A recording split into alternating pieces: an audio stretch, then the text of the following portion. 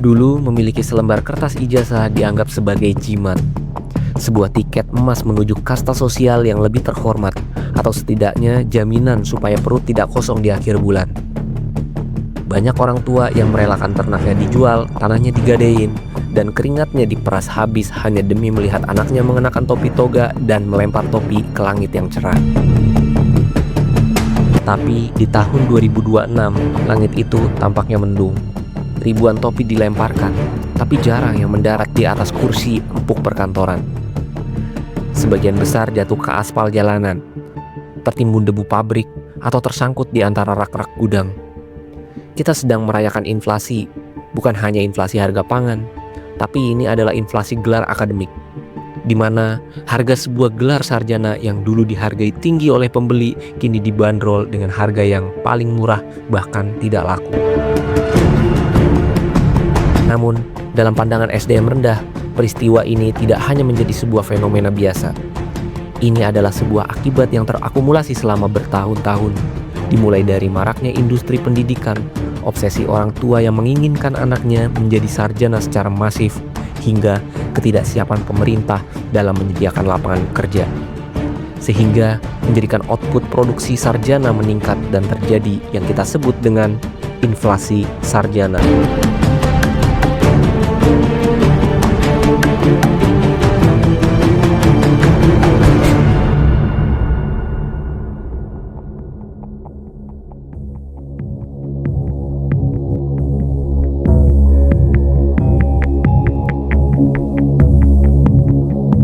Ada sebuah anomali yang dipelihara secara kolektif.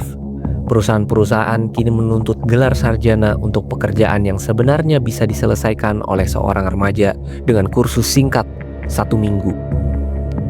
Gelar S1 kini tak lebih dari syarat administratif untuk menyaring kerumunan, bukan lagi indikator keahlian. Gelar akademik telah kehilangan taji. Ia tak lagi melambangkan kedalaman berpikir atau spesialisasi ilmu, melainkan hanya sekedar stempel layak pakai dalam mesin industri.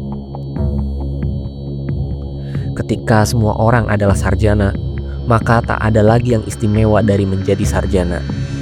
Inilah awal mula devaluasi kemanusiaan kita, di mana kecerdasan diukur dari seberapa lama Anda mampu bertahan di bangku kuliah, bukan seberapa terampil tangan Anda bekerja.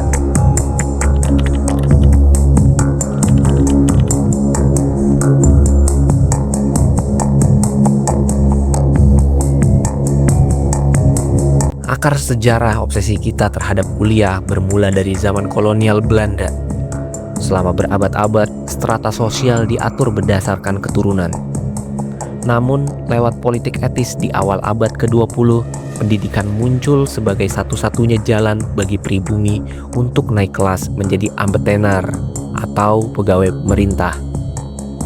Di titik inilah terbentuk mindset kolektif.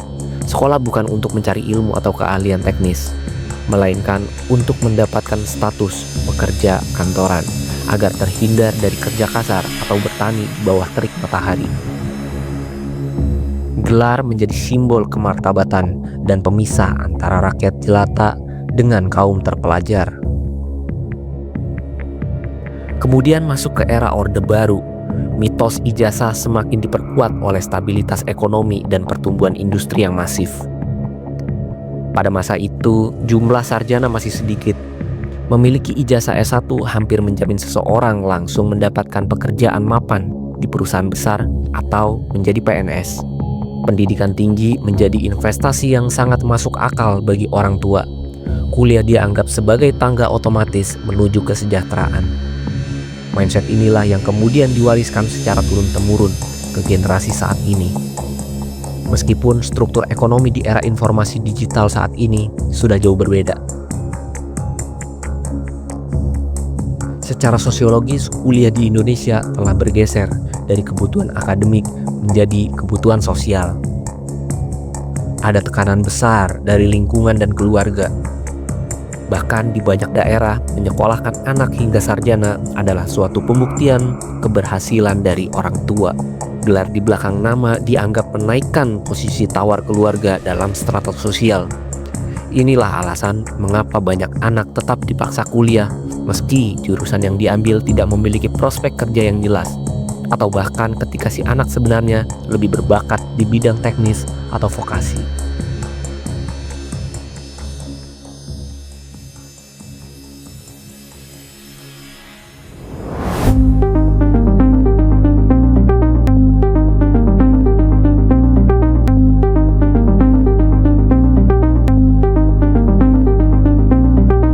Lalu timbullah pertanyaan sederhana, mengapa mereka tetap mau kuliah meski tahu banyak sarjana yang gagal atau bahkan kerja serabutan? Jawabannya, harapan. Di negara dengan jaring pengaman sosial yang lemah, pendidikan dianggap sebagai satu-satunya perjudian yang legal untuk mengubah nasib. Tanpa gelar, seseorang merasa peluangnya untuk masuk ke sistem ekonomi formal sangatlah sulit, bahkan tertutup rapat. Kuliah menjadi semacam asuransi meski premi yang dibayar sangat mahal dan klaimnya belum tentu cair. Kita sedang bicara tentang mereka yang terpaksa mengkhianati mimpinya. Di antara deru mesin pabrik yang bising, ada mereka yang sebenarnya dilatih untuk mendidik anak bangsa di dalam ruang kelas. Di balik kemudi transportasi daring, ada mereka yang dulunya menghafal pasal-pasal hukum atau rumus teknik yang rumit. Mereka tidak malas, mereka tidak kurang beruntung. Mereka hanya logis. Ketika profesi mulia hanya dihargai dengan ucapan terima kasih dan upah yang bahkan tak cukup untuk membayar cicilan motor, maka mereka bertahan hidup menjadi satu-satunya ideologi yang tersisa. Ini adalah migrasi besar-besaran dari ruang-ruang intelektual menuju ruang-ruang manual demi mengejar stabilitas yang gagal diberikan oleh negara. Di sisi lain, pendidikan tinggi telah berubah menjadi industri ekstraktif. Kampus-kampus tumbuh subur seperti jamur di musim hujan, menjanjikan masa depan yang gemilang dalam brosur mengkilap. Namun, apakah mereka benar-benar mendidik manusia atau sekedar mencetak produk untuk mengisi pasar tenaga kerja yang sudah jenuh? Kita terjebak dalam lingkaran setan. Mahasiswa membayar mahal untuk gelar yang kelak hanya akan digunakan untuk melamar pekerjaan berupah rendah. Sebuah siklus ekonomi yang hanya menguntungkan penyelenggara institusi, namun meninggalkan lulusannya dalam tumpukan ekspektasi dan utang budi pada orang tua. Mari kita bicara angka. Per Februari 2025, catatan Badan Pusat Statistik atau BPS mengungkap sebuah ironi besar. Ada lebih dari 1 juta sarjana yang kini menyandang status pengangguran terbuka. Ini bukan sekedar statistik, ini adalah rekor tertinggi dalam 4 tahun terakhir. Dari total 7,2 juta pengangguran di negeri ini, mereka yang memegang gelar universitas menyumbang angka yang kian mengkhawatirkan. Tingkat pengangguran terbuka untuk lulusan universitas melonjak ke angka 4,6%. Data ini menceritakan sebuah anomali. Di saat mereka yang tak bersekolah tinggi lebih cepat terserap oleh sektor informal, mereka yang berpendidikan tinggi justru tertahan di ruang tunggu. Usia produktif Gen Z dan milenial yang seharusnya menjadi motor penggerak ekonomi justru terjebak dalam masa tunggu yang tak pasti. Rata-rata sarjana di Indonesia kini membutuhkan waktu 6 bulan hingga 1 tahun hanya untuk mendapatkan pekerjaan pertama, yang seringkali pun gajinya tak sebanding dengan biaya semesteran yang telah dibayar. Kita sedang menghadapi surplus talenta yang tidak dibarengi dengan perluasan lapangan kerja berkualitas. Angka 1 juta itu adalah 1 juta mimpi yang sedang istirahat di kamar-kamar sempit, menatap layar ponsel dan menunggu balasan email yang tak kunjung datang.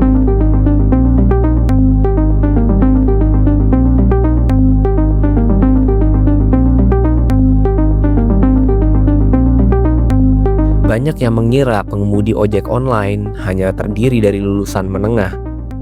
Namun, fakta di lapangan menunjukkan hal yang berbeda.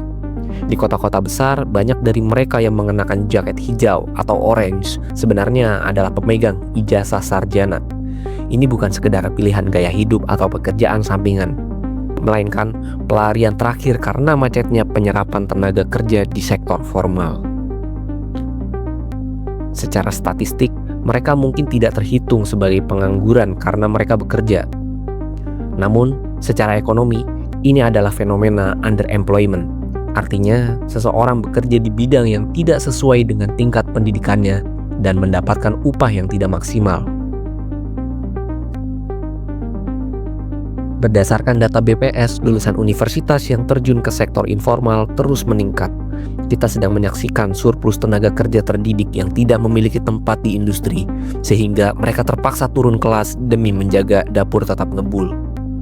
Kalau kita bicara logis soal biaya, seorang sarjana menghabiskan waktu minimal 4 tahun dan biaya puluhan hingga ratusan juta rupiah untuk mendapatkan gelar.